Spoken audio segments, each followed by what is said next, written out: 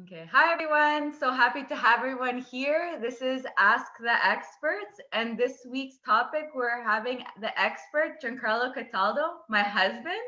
He's a contractor and he does renovations. So we're going to be getting everyone's renovation questions answered today.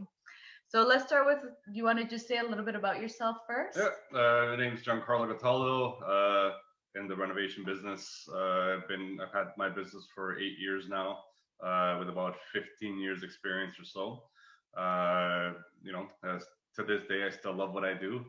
Every day is you learn something new in a different hurdle, and yeah, I mean that's pretty much it, and that's why I'm here to see if I can help and answer any of your questions. Awesome. So I'm going to start with the first question. So let's talk with, which I think actually Terry was talking about this. So maybe we start with the hidden costs and basically just talking about, for example, when you're looking at a house, what kind of tips do you give to people that are looking to at a house that they can see, like better estimates the costs? Okay. I mean, for almost all renovations have some sort of hidden costs because there's always something that you don't see that you can't, because you can't see through walls or underneath the floors. A lot of times it's something as simple as replacing a piece of subfloor, or it could be your water lines are outdated and leaking or cracked. There's always something hidden. When I do, for example, for flooring, a good tip to do is you can lift your vent covers and look underneath the vent covers. That way you can tell if it's one layer of flooring or if you have 2 or 3 layers, which we sometimes see. And then that would that would increase the cost of the renovation because of the extra labor and time they need to remove all the floors And the weight and the the weights. So you need to get extra bins or garbage removal and all that kind of stuff. Um, you can look, a good contractor should be able to tell you pretty accurately. But I always recommend to have a slush fund of probably about 10% or so, because there is always something behind the walls that's lurking there, and that will be an extra cost. Mm-hmm. So yeah, that's a very good tip about checking the vents. Any other ones that would help? Like, let's say just for that you can't, let's say, look through the walls. Is there anything else? If you're doing, for example, a bathroom and you want to see if there's water damage and stuff, you can always look at the baseboards. If you just give it a quick knock onto the drywall, you can hear the difference in the noise. So you can tell if the drywall is still solid or if it's soft. Any good contractor should be able to tell you if you have any water damage behind the walls. There is tools like moisture readers and stuff, but most of the time you can just, with a simple knock on the drywall, you can tell if you might have some water damage behind. Worst comes to worst, you find an inconspicuous spot, and then you just remove the baseboards and look for either mold or anything behind there, and that could save you some money ahead of time. Mm-hmm. And I guess though, but even let's say for water issues, I don't think you will always be able to see all of those, right? Because some of them do really get actually hidden, and it's not until you open the walls, right? So water flows to the path of least resistance, right? So water will find its way wherever the least resistance is, right? So it'll go pretty much anywhere where you don't expect it to be. You can have a leak on one corner of the house, but the water is coming from the opposite corner just because of the slope of the house. Depending on the contractor, if that's what you're worried about, there is little inspection cameras. You could remove a light fixture and check with the inspection camera. There's a lot of different things that a good contractor will do to kind of give you a better price, and that way you don't get smacked in the face with a huge rental cost after you've signed and agreed on whatever rental you want to do. Or done a renovation that wasn't even needed because not the proper investigation was done. That's also true. It's happened to me a few times. Specifically with the water thing, yeah. Yes. For example, I had a client of mine. They had water leaking into the basement. The contractor that showed up, he just came and said, "Yeah, you need all new waterproofing from the outside." They ripped out all his interlock, everything, redid everything. Once everything was done, a week later, still leaking. But what did he not do that he should have done to figure out where the water leak was coming from? First thing you should do is, once you have, if you have a leak in the basement, first thing you should do is you should remove the drywall 3 to 4 feet off the floor, and then inspect all your footings. You can move the insulation off to the side, depending if your basement's finished or not, and then check for cracks, leaks, and any of that stuff. That will save you a ton of money, because you can, if it's, for example, it's a foundation crack, you can fix that now with the new technologies. You can fix that from the inside. You don't have to dig from the outside and rip out all your landscaping and interlock and whatever you might have at the back, or God forbid you have concrete, because then that'll run you up quite a bit. Mm-hmm. And yeah, and for example, but you wouldn't remove all the walls. Like you would probably inspect right in one area. You inspect in sections, yes. Yeah. So you're not going to remove everything. And to be honest, the cost of fixing the drywall, compared to digging and getting machinery and doing all waterproofing just to find out that it was your footing that was leaking, that could have been fixed with just some injection molding, or even not footing, like maybe the leak is coming from the window because the window's not sealed. Like could be as well. Yeah, like doing the proper inspections and allowing your contractor to, let's say, make those holes, because maybe it may be $300, or I don't know how much it costs, but let's say $1,000 to fix those holes again. But it's probably better to make those holes, make sure, like let them make sure that the leak is not, like they figure out the solution before, right? You need to find the source of the water, for example, before you start fixing just random things, right? You don't want to just start fixing, saying, oh yeah, it's coming from here, but you're just guessing. You want to find the source of the problem and then fix it. Mm-hmm. If not, you're going to be fixing 20 different things before you can actually find the source of the problem. I mean, it could be as simple as a leak on one of your pipes, and you think that it's coming from outside. That $100, $200 repair can cost you thousands of dollars, depending on the contractor and him not doing his diligence and checking everything proper. 100%. So would anyone like to ask any questions that they have for Giancarlo? It doesn't even have to be about this, could be of something else. We'll give people a couple seconds. No? Going once? Going twice? Okay. Coffee break. A little promo for Timmy's. That's it. I think every single contractor, I feel like Timmy's is their go-to. I feel like you're always going to see Timmy cups all over the place. At my job sites, there's Timmy cups always. If there's a Timmy's cup, we're there. Exactly. So now let's talk about then, let's say maybe not doing let's talk about a full gut job, but let's say, because you would say probably you would know the actual cost by the time the house is fully gutted, then you'll actually be able to see what are all the issues, right? So Sure. From your experience, what would you say, like what are things behind the wall that people, like once you open it, that are important to look at?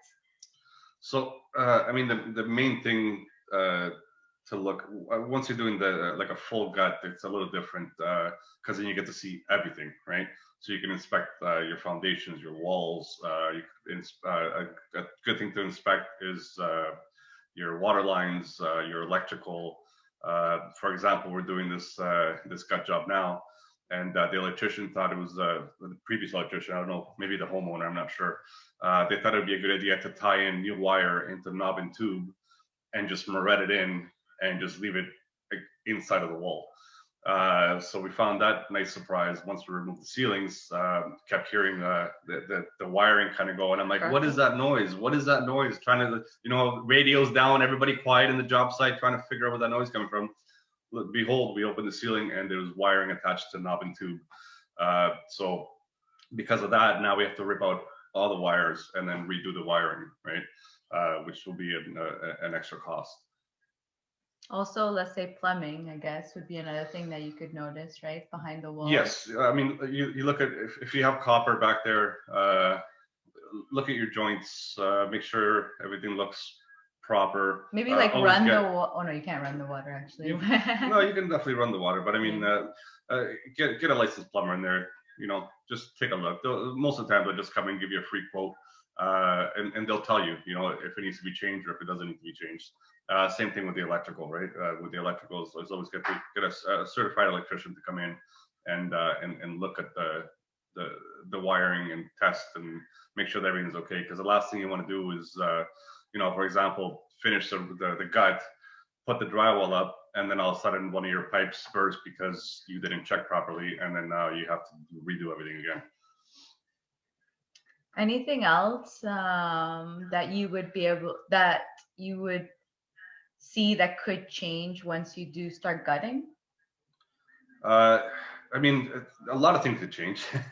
That's why it's always good to have good planning, right? You want to have a good communication with either whether it's a homeowner or an investor or whoever it is. You want to have a proper plan in place before you even put a hammer to the wall. You want to know what your layouts are, where things are going. Communication is key, right? You want to be able to communicate with your contractor, or the contractor needs to be able to communicate with their boss, whoever's hired them. And that's one of the main things that I see that there's a lack of. A lot of contractors come in, they're told move this wall. That's all they do. They don't care, right, about anything else. They just move that wall. There's no communication between. One of the things to look for when you're hiring a contractor is make sure you have good communication with them. Ask about their experience. Ask, their guys, their timelines. Do your due diligence, right? Get a couple of quotes. Call 3-4 different people, and then go from there. Which I think you're kind of also trying to allude to is like your contractor should probably be a problem solver, because there's people, which I don't know if this is contractor or, for example, hired help that does the work, where, for example, I guess I feel like the difference between the two is if you hire a person, you tell them do this and they do exactly what you say, they're kind of like general labor help, like they're just doing the work. Whereas like if you're hiring an actual expert in the field, like a general contractor, someone that actually is an expert, they will advise you. And I feel like that's something that a lot of investors don't take into consideration, is like, oh, I just want to hire cheap labor. But realize with cheap labor, you need to be on them and you need to be telling them what to do and monitoring them and watching them, because these kind of people are just doing what they're told.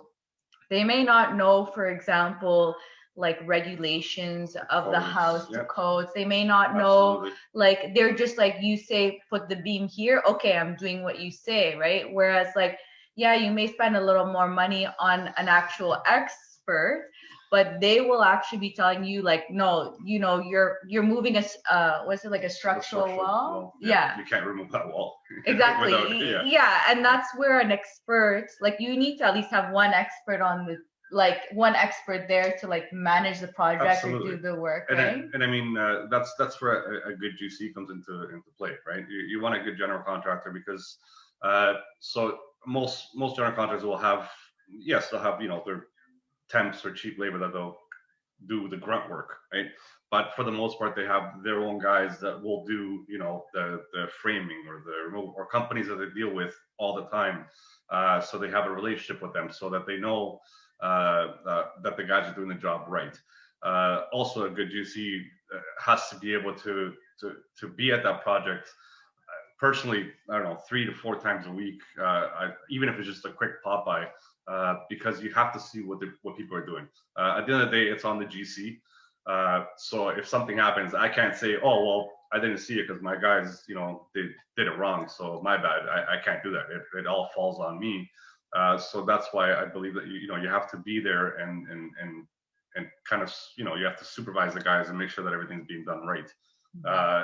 And that's why, that cheap labor ain't good and good labor ain't cheap, right? Yeah, and I think speaking as an investor, I think it's important to think of what kind of investor are you to decide the level of work that you want to do.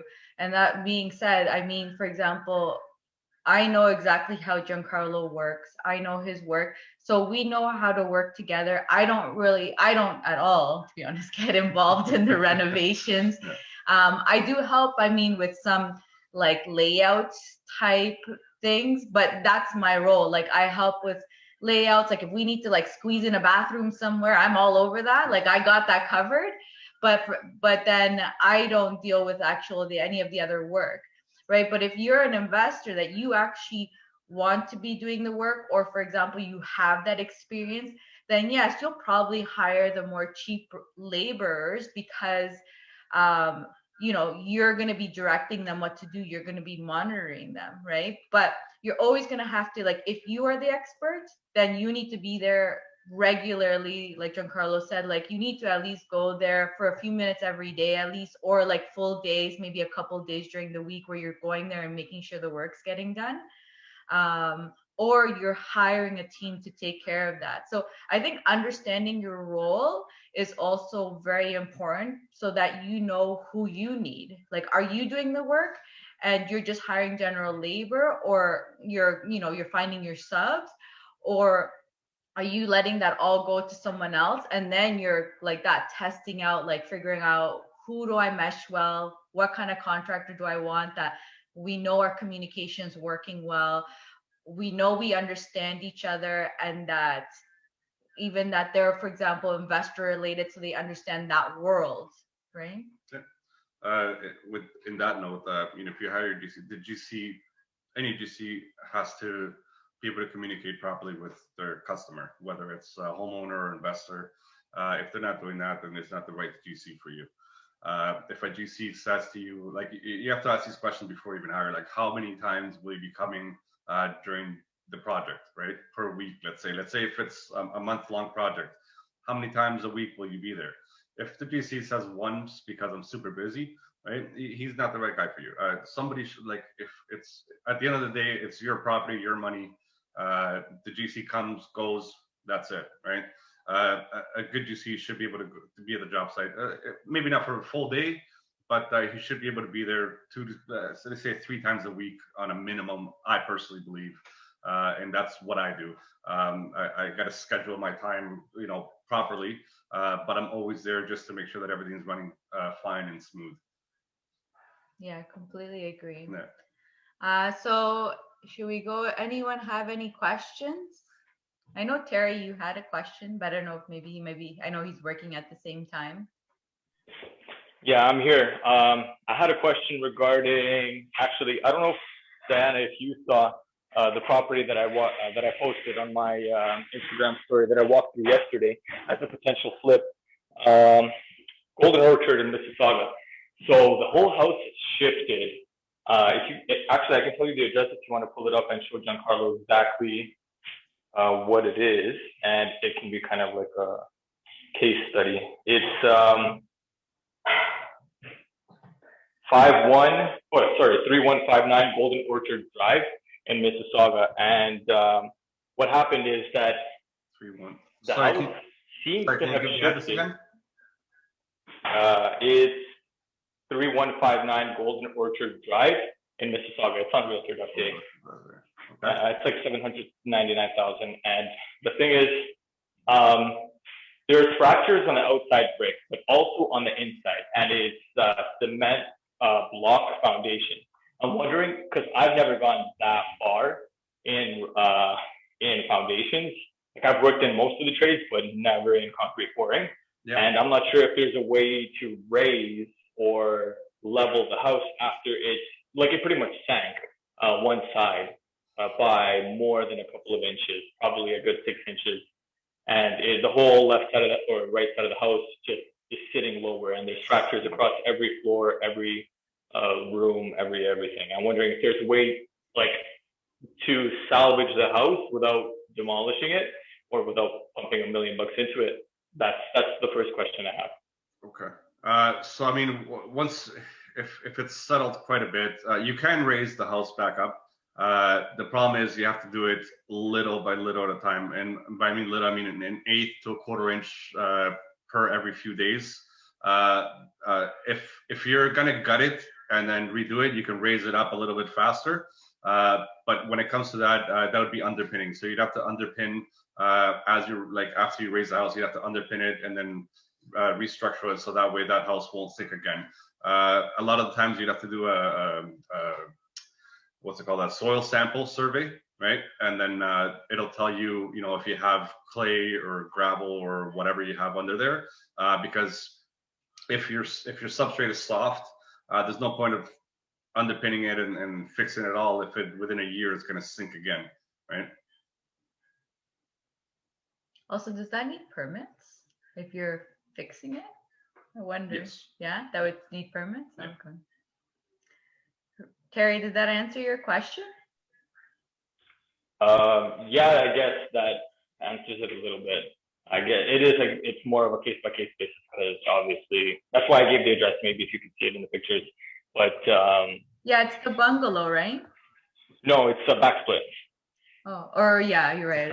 It's a back split. Yeah, and it's so like I'm willing to undertake something if I know the solution to it, but I'm not willing to do it the other way around. Where it's like, we'll figure it out, because that's not a cheap thing. You know, that's not like a $5,000 fix. It's more like a $100,000 fix, right? Yes. Yeah. So that's why I was asking about that.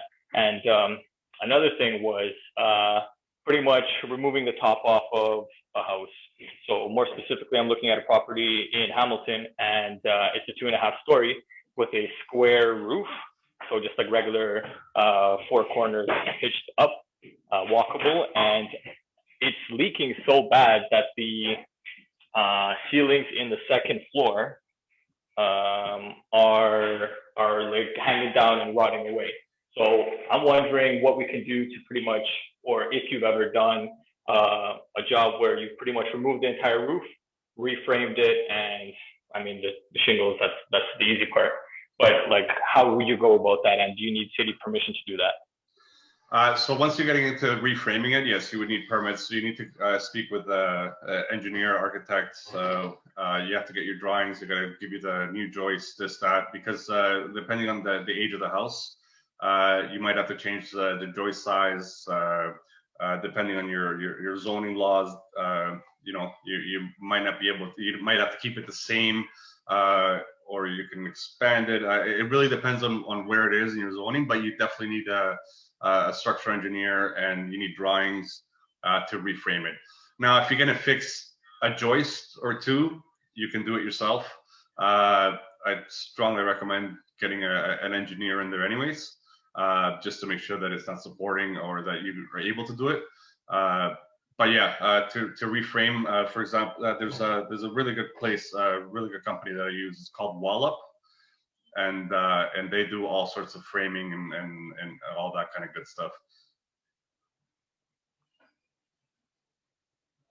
I don't know if that answers your question. Do you have a follow-up? Yeah, that does answer my question. I was just trying to unmute myself. I was wondering if Diana, if you could write in the comments how you spell the name of that company. I'll reach out to them and see what they can do. How do you spell it? Do you know how to spell it? It's Wall Up. So, what I can do is so WALT. Okay. Yeah. But yeah, afterwards, I mean, I'll message it to you also, so no worries. Okay. And they're based in Toronto. You can ask for Shane. Tell him Giancarlo from GCA Rentals recommended you. Yeah, it's Wallup Group. And then we'll send you the link after or whatnot. Understood. And something that when we were speaking earlier before we had begun, I was talking about going through multiple companies and for kitchens and stuff, and then you guys touched on it, communication. So I'm just gonna insert my little addition to what Diana and you were saying regarding communication and selecting contractors. So one of the criteria points out of looking at over 10 companies to work with us for our kitchen rentals, and just so that we have them ready to go for all future projects, was communication. You might do great work, but if I have no idea if you're going to show up, I'm not going to hire you. So Absolutely. That's really, really key. You know, when are you coming in for an estimate? Or, hey, you said you're going to be here at 11. If you're going to be here at 12, just let me know.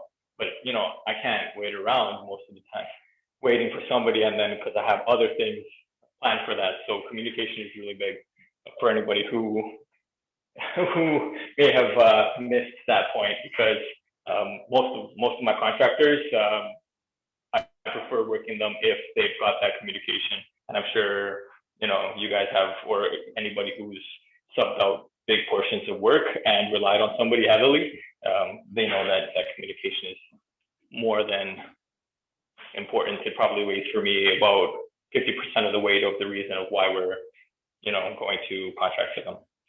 Absolutely. And even for me, like if I try my hardest to have the best communication possible with my clients, but sometimes there's that barrier where you just don't click. And to be honest with you, I don't even take on those projects if I can't have proper communication with the client. I just don't take them, because at the end of the day, it's my name. At the end of the job is my name, and I take pride in what I do. So if I can't communicate properly with a customer, I just don't even bother taking it. And punctuality is also a really good thing, because it happens to me where I'm waiting for a contractor, someone to show up, right? And they say, yeah, I'll be there at 10, 11, 12, 1 o'clock. They show up, they don't say nothing, right? And then I got, me and my guys sitting there twiddling our thumbs. I mean, it's a nice little break, right? But time is money, and punctuality is definitely a big thing. If I tell a client I'm going to be there at 8 o'clock in the morning, I make sure that I'm there by 7:30, and I just sit outside, have my coffee, right? Check the news, and then I make sure it's 7:59 and I'm knocking at that door. Punctuality is it tells you how serious and how good the contractor, or any person, to be honest with you, is when you're punctual, and it shows that you care, right? Because that's a big thing. Like if your contractor doesn't care about the rental, he just wants to get in, get out, and get paid. That's why I said you got to do your due diligence and talk to your contractors, right? It's sad to say, but there's a few ruin it for everybody else. I hear horror stories all the time, and communication is key. Mm-hmm. And just to add on to that, just even for example, because again, it may be the type of contractors that we're dealing with, because for example, when you're dealing with homeowners, I feel like those kind of contractors, I mean, there are still good contractors, but some of them, they don't really care so much, because the time frames don't really matter so much, because they're kind of like, do it whenever, because there's nothing restraining them. Mm-hmm. Whereas, which again, I think on the investor side, is very important to make it clear to them that I need you to be here at this day. I need it to be done by this day. Like, they need to understand, like, our world is very different Absolutely. to the customer world, right? Yeah, absolutely. I mean, we see it all the time, right? With residential renovations for homeowners. I can't stress it enough that like your contractor, whoever you hire, before you even sign anything, talk to them, right? Talk to them, ask them, are you going to be here every day? We hear it all the time. Guys come in on Monday, they don't show up till Wednesday, they come back on Friday, right? Because they have 4 different jobs going, and then when they come to your house, their mindset is on the other job, so they're not paying attention to what they're doing with you. Which is horrible. I mean, I strive in what we do is our teams go once they're there. We do not go anywhere else until that job is done. Everybody's satisfied. After that's done, then we move on to the next project, right? Depending on which project we're doing at the time. But we never for the workers, we never switch them around and do any of that stuff. Like, everybody stays on one job. And I mean, I'm the one that's running around back and forth, but yeah.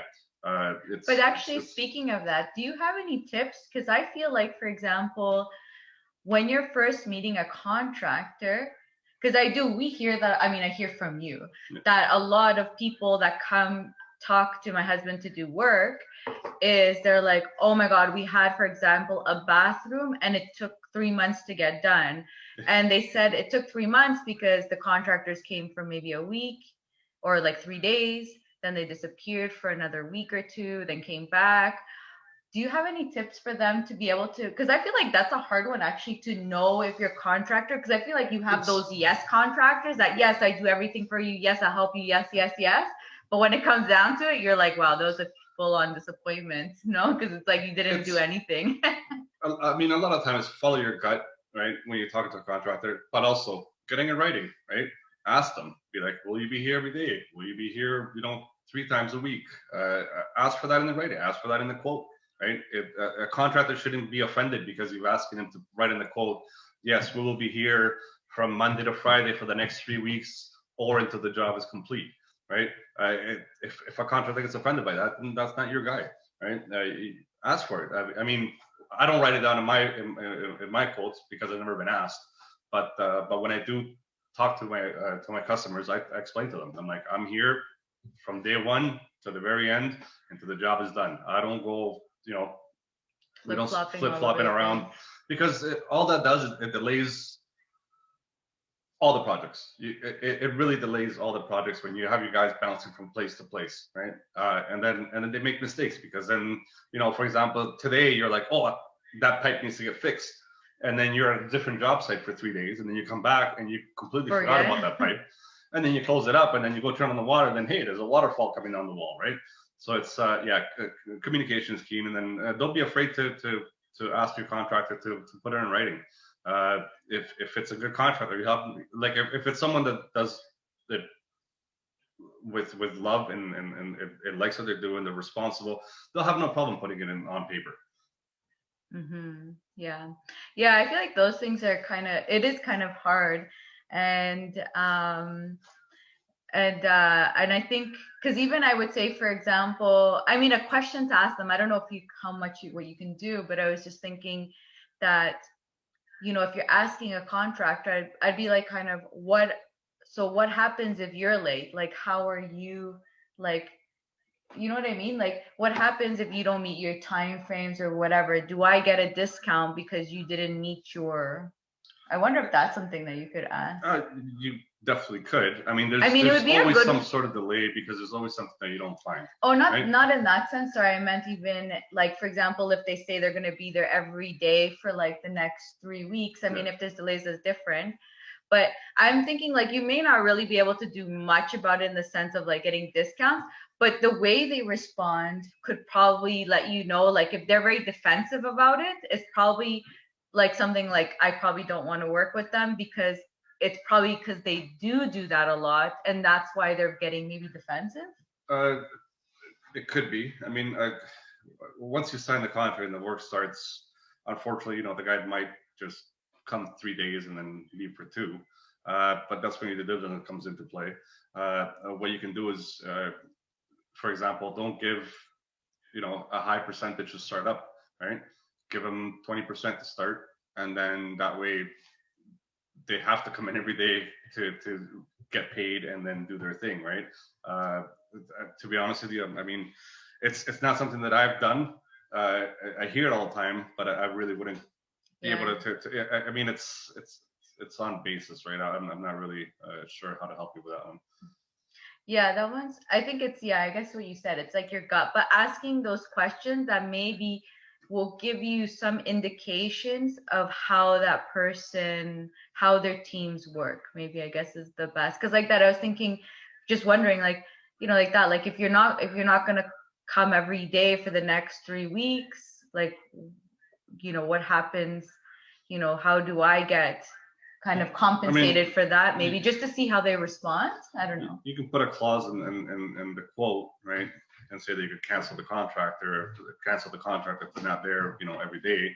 But all that's going to do is give you more headaches, because then now you're going to have to hire somebody else. Yeah. And then, right? So. Yeah. Or it's just, as an investor, I feel like you take it as a learning, and then you just don't use them again. Because that's true. Again, because we're on tight time frames, you kind of just have to work with it. So April has a question. Do you want to ask your question, or we can say it for you if you want? We'll give her like a minute or 2. Dan, I want to add real quick before that question, right on what you guys are saying. Have the conversation, bring it up, because you will just, Just hearing the tone in their voice, or if they're standing in front of you, how they react to it will give you a very strong indication. I've had it work vice versa, where my timeline didn't work for the contractors because other stuff was held up, and they were like, "Hey man, like what's up with that?" And then I had to be open with them, and I had to say, "Hey, listen, this is our new timeline, and now you have to rearrange your expectations of the work and stuff like that." But as the person who's being like the end user or the investor, have that conversation. It's not worth risking that they're in the middle of a like my drywall guy was in the middle of a 10,000 square foot home where he would have been there for another month. And I had that conversation. I said, "Hey, realistically, I need this done as soon as possible. Are you going to be here every day?" And he said, "Listen, I have another job, but I'm going to be working on that while yours is drying. Does that work for you?" And I said, "Yeah, thanks for letting me know." Whereas if I came on site and he wasn't there, I would have a different kind of problem. Absolutely. Easy example. So we definitely have that conversation. It may be uncomfortable, but it'll save you in the long run, and just building up the guts to have that conversation and that understanding if you're actually pursuing to do this in the long run, something you can avoid. Yeah, 100%. Totally agree. So I guess, Giancarlo, do you want to read the question? Just read it out. Yeah. Sure. Okay. So it says, is it normal for a contractor to ask for 60% deposit up front? Then when they finish 50% of the job, they'll bill you 20%. And at the end of the job is completed, they'll bill the final 20. 60% sounds a little high. It depends on the scope of the job. If it's a small job, yes, I guess it'd be okay. When it's a big job, if it's a flip or something, right? I mean, a contractor could ask you 10% on signing, right? And then maybe another 20% when they start. And then you have to set yourself. You got to set time frames on when things need to be done in order for you to give them another payment. I mean, depending on the scope of the job, sometimes I ask for 50% of the payment if it's a small job up front, and then we ask for 25% once we're almost completed, and then we save that last 25% until the job is completely done and you're completely happy, and then you pay that last 25%. When it's a big job, the percentages are smaller. And then at the end of the job, we leave anywhere from 5 to 10%. We leave it until the job is completely done and you're completely happy, and then we get that remainder of the money. If a contractor is asking for 6, I mean, to me, 60% seems a little high. A little high. If it's a small job, right, like maybe some painting or something that's not very expensive, then I guess it could be reasonable. But if it's for example, for a bathroom, to do a bathroom or something like that, 60% is too high. Yeah. So I think even 25 should be fine for that, right? I'd say, if they ask for 30% on a bigger job, 25, 30% on a bigger job, that'd be okay, because that would cover the material costs, right? And some of the labor to start. Because at the same time, a contractor doesn't want to, if I buy, $50,000 worth of material, and I bring it to your house, and then you lock the door and say, "See you," right? There's nothing I can do. Yeah. I'd have to take it to court, this, that, blah, blah, and then I would lose out on the money, because at the end of the day, possession is 9/10 of the law, and then so you got to be wary. But I think 60% is a little high.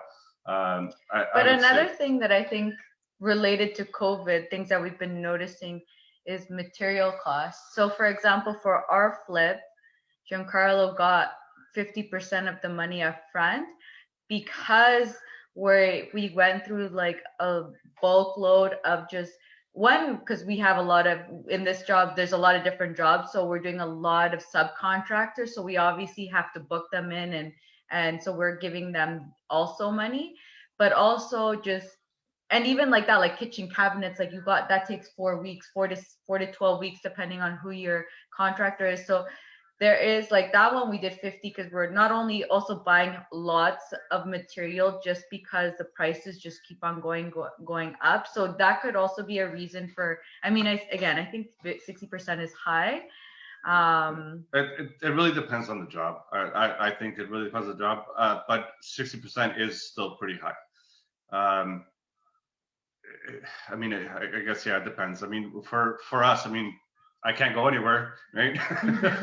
So I did ask for 50% up front, but that's because I have a good relationship with my suppliers and all that stuff. So I paid for majority of materials up front, and they're just kind of holding them for me until I'm ready. Because material prices are going up so much. For example, I bought a 2x4 a year and a half ago. It was $2.59 a piece. Now they're like almost $8. Right? So like and they're going to be increasing even more. I was speaking to one of my suppliers. Their OSB boards, right? They're about $75 right now. And he said, wait about a month, they're probably going to be going $100 a piece. Wow. So it's better to, if you do give that deposit up front, it might be just to buy all the material up front and save on cost. But yeah, for your question, 60% is too high. Yeah, because I think that is another problem. For example, I think contractors are trying to adjust to is like you're adjusting your price for estimates also now, and it's really hard because even I feel like quotes before you could say, for example, this quote is good for 6 months, let's say. Now I feel like quotes are probably only good for a month, and you're gonna probably have to readjust just because you don't really know what the prices of materials, how like they're just increasing every month, or I don't know, every 2 months. You know better than me, but they're increasing so on much a weekly basis. On a weekly basis. Oh, wow. I mean, I used to do my quotes. I'd honor them for 2 months, right, 3 months, something, depending on the clients. But I would honor them for normally about anywhere between 6 and 8 weeks. Now it's probably about 2 to 3 weeks, right? And then now I have it on the clause that, depending on how long it takes for them to sign, price might increase because of the material, right? Mm-hmm. I mean, if a contractor can't, up it by 40%,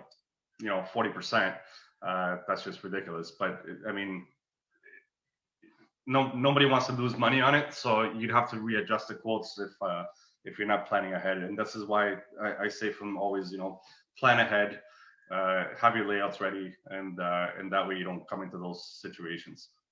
Mm-hmm. Yeah, that was a good question, April. Anyone have the last question, since we're already coming on to the hour? One question left for someone? Anyone? Going once. Another coffee break. Twice. I have one question. Sure. How you guys doing? How you doing, Juan? How are you? How are you? All good, all good. Like with all this COVID situation where sometimes there are families afraid to people coming in, and if you have not a completely work to do, if you're probably a renovation on a bathroom or a kitchen or something like that, if they just don't want you to come in and they want a quote from you, how you do that? Like basically just on pictures, how you feeling that you do like a range? I mean, fortunately for me, I haven't had that issue, but a lot of the times, I mean, pictures and measurements, right? So you give them, for example, if you're doing a bathroom, right? You would tell the contractor it's 80 square feet, and you'd send them pictures, and then make sure you're very detailed on what you want done, and make sure that his quote is very detailed on what he's going to do. It comes back to communication, right? It's much better to see the place, right? To get an accurate quote, because then the chances are just very high that it's going to change if they're not seeing it, because until you visually see it, like that, like things when people visually see a quote, it is changing because you open up walls and things like that, and then you see, oh my God, this needs to be fixed now, that needs to be fixed, and the quote is getting adjusted. So I mean, people do give quotes with pictures, because I even get my husband to do that for me. We're looking at properties and he doesn't have the time to go to them. So, another option, actually, what we do also when he can't go, we actually do video calls. We do video. So actually I will go to the property, or someone goes to the property and he does the video call, and as able to even view it as a virtual tour. Because even pictures sometimes are hard. I feel like at least with a video call, you're getting the full layout of the house, and like, okay, this is where the rooms are, or like there's a hallway here. You get to see more things. So those are options, but just be prepared to probably give a much higher buffer. Like normally when you get a quote, when people see it, you want to add what, 10, 15%? About 10%, Yeah. 10%. Whereas like with virtual, you probably may want to go higher just I would say probably because about like 20 20%, to 30 maybe. Yeah, just because it's very hard with like you just, it's different than when you're there, right? Yeah, the video thing is very good. Because It's worked for us, it's right? worked for us, and it's good with the video because, for example, she does a quick span, and I'm like, oh, stop, to your left, up, down, right, zoom in, and then I could inspect it a lot better. In a picture, you can't really tell different angles and whatnot. So I mean, a contractor, see if they're willing to do it A virtual a tour, virtual tour with video, like a video chat or Zoom or whatever might work. But before you sign anything, a contractor should go there and see it still. and see it, right? Because if he's not going to see it and you're going to sign a contract with him, then he might say, well, I got to wait for COVID to end before I can, do the job for you. Yeah. Gotcha. Okay, thank you guys. No problem, man. So April had another question. Do you bill labor and materials separately? So no. Personally, no, I don't know. Yeah. To be honest, we did it on our first project with him. I actually would bill him, like I would give me the labor receipts. The material receipts, and then labor separately. But to be honest, it was more work for me. And I was just like, this is not fun at all. So I personally was just like, this project now, he's treating me as a customer. He just tells me what the quote is, and I'm like, you take care of all that stuff. Yeah, but you can go both ways. It's more work for everybody if you're doing labor and materials separate. Normally what I do is I do proper measurements. I do an estimate, and then labor, material, disposal, everything is included in there. And then, sometimes if we get little hiccups here and there where, we find something that's wrong behind the walls, we'll come up to you and we'll stop the job. We'll tell you, hey, this is happening. We have to fix this. Or we get your opinion. Do you want to fix this? Do you, or whatever case might be. But no, I don't separate it. It gets confusing. It gets, normally, like I know roughly how much time everything will take. And then I know the material costs and all that stuff. So I bundle it all together into one quote and then give you that one quote so that way you know your number. And I don't come back to you later and say, oh, but like, for example, if I give you a quote for $1,000, you sign, tomorrow the price of wood goes up. That's on me, right? Because I didn't quote for that properly. Or didn't buy it in time. Or I didn't buy it in because time. of COVID. Yeah. But another caveat that I would like to say to that is actually, you may want to go through the effort, because if you're doing this in the sense of like that you're an investor and you're wanting to get to know how people work, maybe separating it out so you understand how much materials cost and how much labor cost may be worth it for you to just understand like how all that is. As an investor, yes. But again, even another thing to that is, for example, some issues that I've heard other investors say is, for example, that when you're doing hourly, let's say, or I mean, maybe don't do hourly, like do a lump sum labor amount. Like let's say it's 20K to get this work done. Don't do hourly, because I've heard also people do hourly rates. And what happens with that is people start loafing. And actually a project may even take longer just because they want to charge you more money hourly. Yeah. So, I mean, if like that, like I do think it may be, if you're looking for someone, like it may be a good way of getting to know the renovation projects. And if you do want to go through that extra effort of seeing how much things cost and just getting an idea, and even just getting to know the contractor, you could do like labor and materials separately. But again, another even thing in COVID, for example, things are changing so much that if for example, like that, you're taking the cost yourself, that's on you. And you're the one deciding to buy the material in advance. Whereas like if I'm doing it, the contractor doesn't care if next month is going up another $20 because it's not out of his. So it's like something that you need to decide, I guess, for yourself. And then, so you have a follow-up question? That is what the quote was for labor only and material were extra, of course. Oh, so the 60% was just labor. I feel like that shouldn't have been that way then. It should have been Yeah, then like no, so 25% for sure. I feel like if it's just labor, no? yeah, so I mean, I if you could give me a little bit more details, maybe what it is that you're doing, just like I mean, I never quote for labor in advance. What we quoted for is material in advance, because like I said, once material comes in, it belongs to you.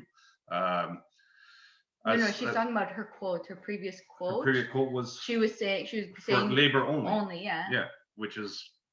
And then, but the labor, they were charging 60% upfront. That's like an insane amount Yeah. for labor. I could understand if material was involved, but I feel like for labor, then the percentage should be less. Yeah, but she's saying right? the materials were extra, so they're still getting the materials, but they're charging for the labor. Yeah, she's front. paying for the material. Yeah. I'm assuming herself, and then labor, she's paying the guys. Yeah. Again, if you give me maybe a little bit more detail, I could probably help you a little bit better. No, I mean, to ask for 60% of the labor up front is That's no. a lot. Yeah, no. Yeah, don't do it. Don't do it. Yeah, I wouldn't recommend it.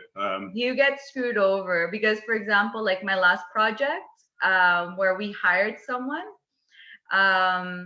what I was actually paying them a week in advance. And I specifically did that because I didn't know how their work was, and I wanted to make sure that like the project would go well. It definitely did not go well at all. It was like the worst experience with these contractors that I got. Yeah.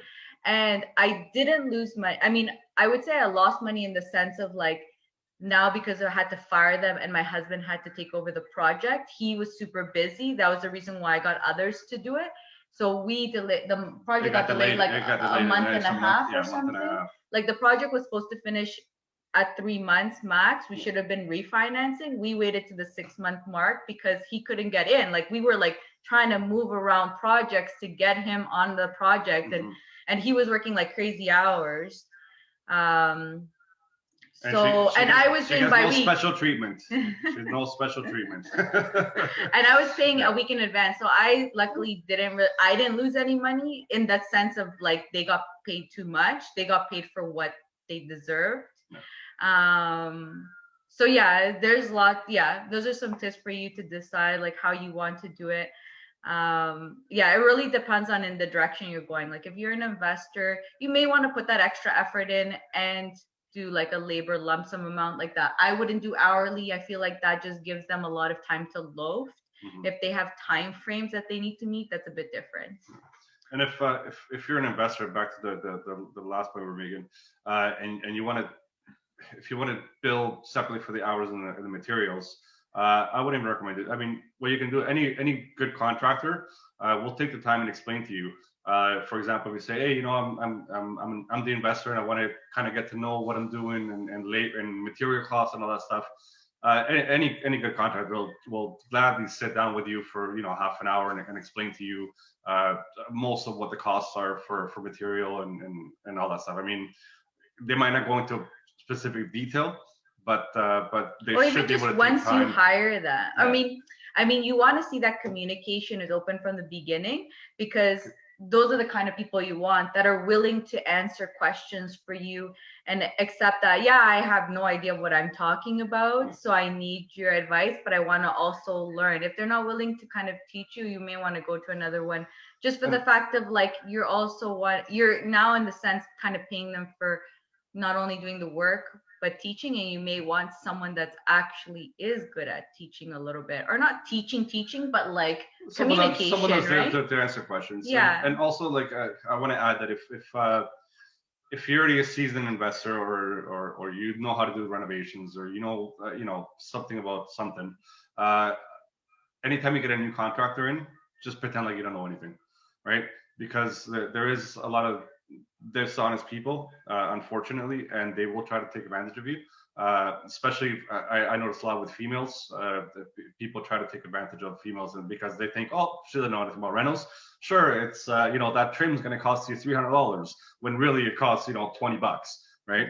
And then a lot of times, if you like, if if you know what you're doing, and but you act like you don't, the contractor will be honest with you, and then you can gauge a lot better if that contract is right for you.